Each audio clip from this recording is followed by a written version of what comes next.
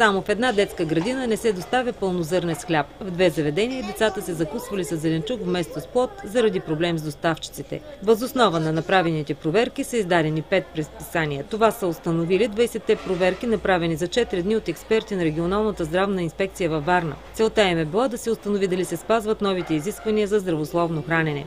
Те влязоха в сила от август месец и изискват в менюто на децата да се включват пълнозърнести храни 4 дни в седмицата. Това изискване се спазва, установили инспекторите. Посещения са направени в кухните на детските градини от общините Варна, Аврен, Долни Чифлик, Белослав и Аксаково. Само в една от кухните дневното меню се изготвя без медицинско лице, но това е временно, съобщават от здравната инспекция. В една от градините не е въведена подкрепителна закуска в 10 часа сутринта. Като цяло храната на децата е разнообразна.